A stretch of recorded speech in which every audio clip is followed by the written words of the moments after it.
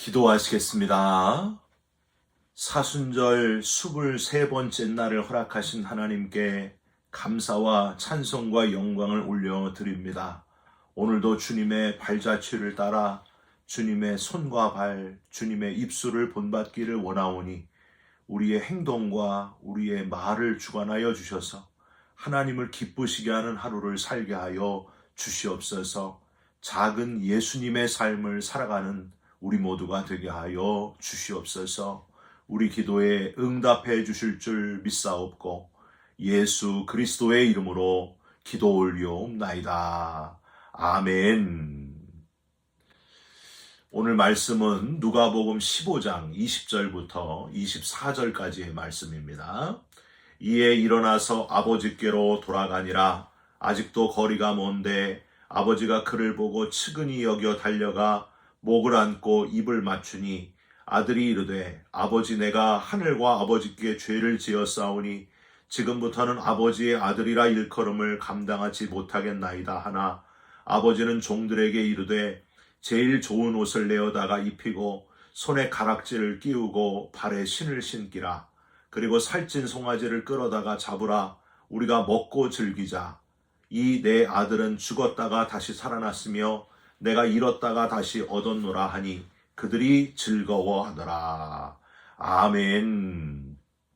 오늘은 누가복음 15장 20절부터 24절까지의 말씀으로 보이지 않는 아버지의 마음이라는 제목의 말씀을 함께 나누고 기도하는 시간을 갖겠습니다.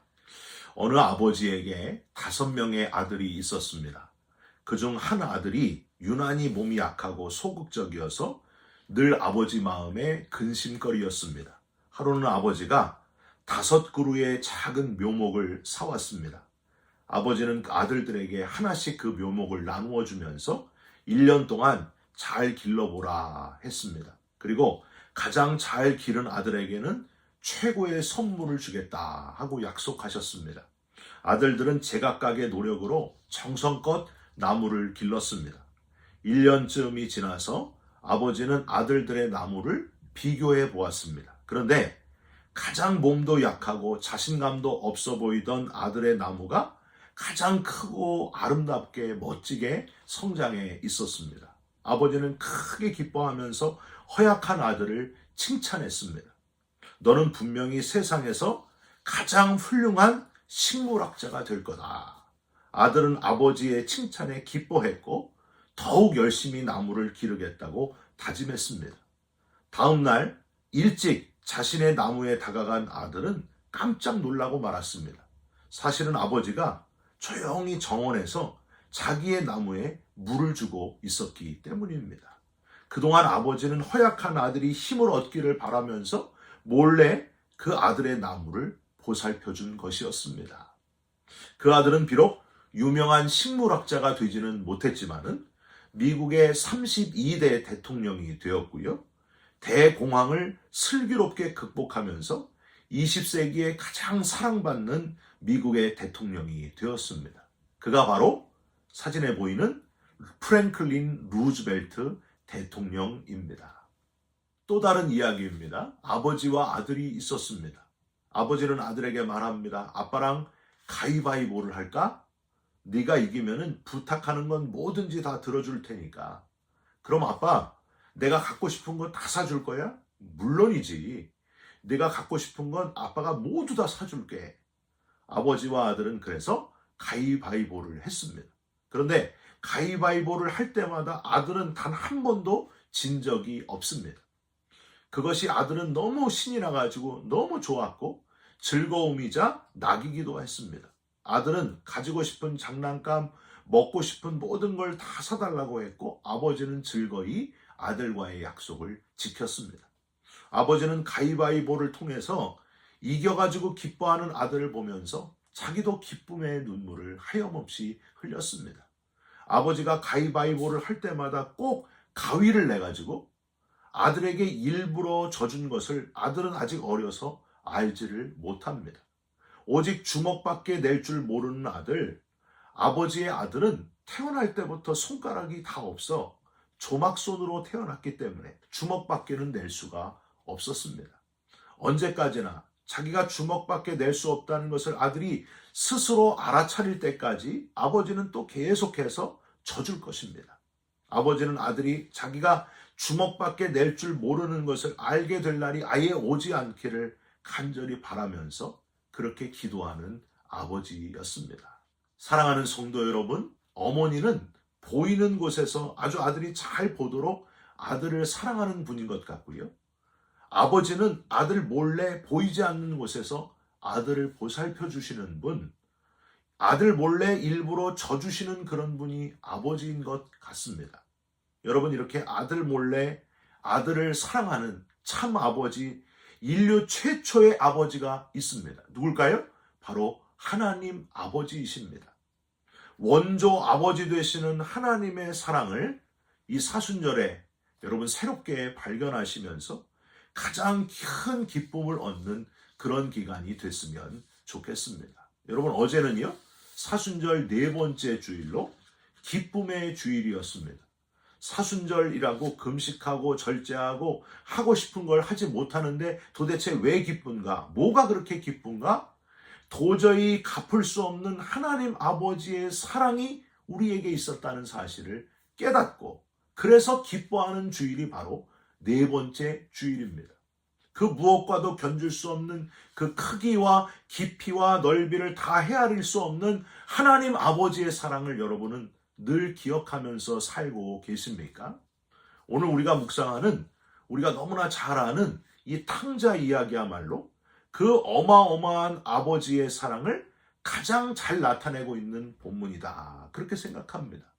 여러분, 다시 한번 오늘 탕자 이야기를 묵상하시면서 그 크고 무한하신 하나님의 사랑 때문에, 하나님 아버지의 사랑 때문에 기뻐하시고 또 기뻐하시기를 주님의 이름으로 부탁드립니다.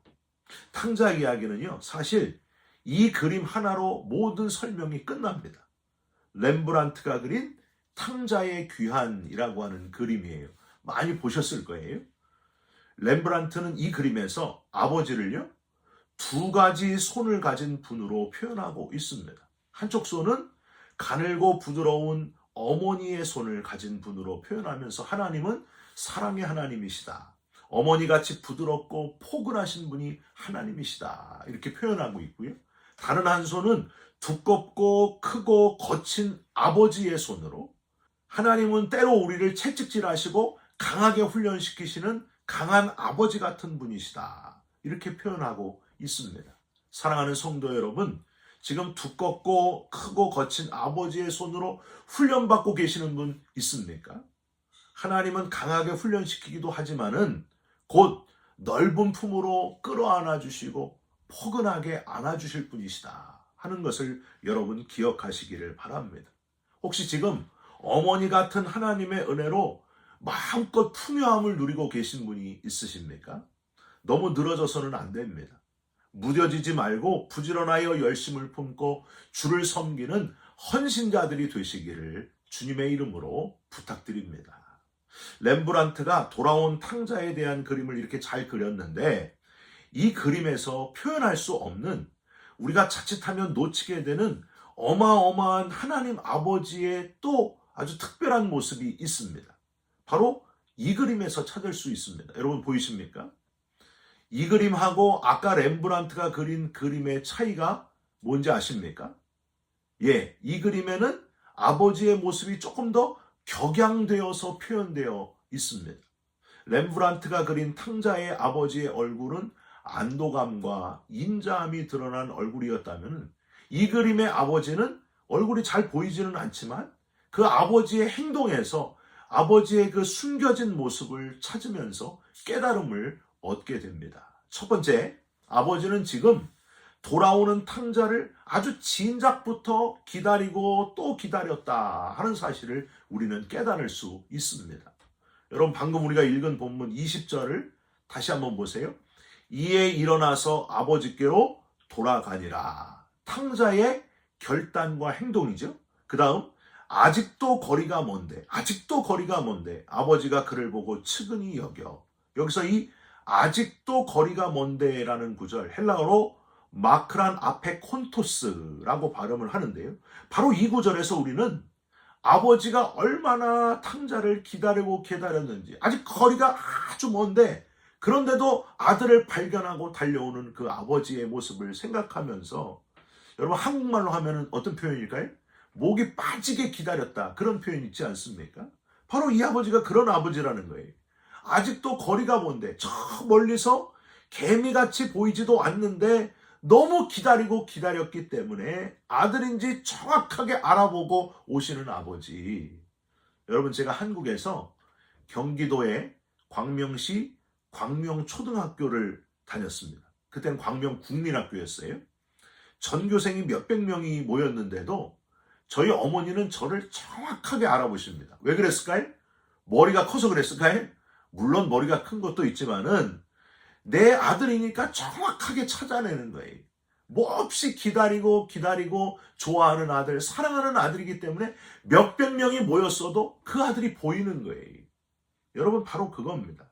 하나님도 저와 여러분, 아들과 딸 되는 저와 여러분을 기다리고 기다리시는 분이시요, 너무 귀한 아들과 딸이니까 우리를 너무나도 잘 알고 계시는 분, 멀리서도 보이시는 분이 바로 하나님 아버지라는 사실입니다.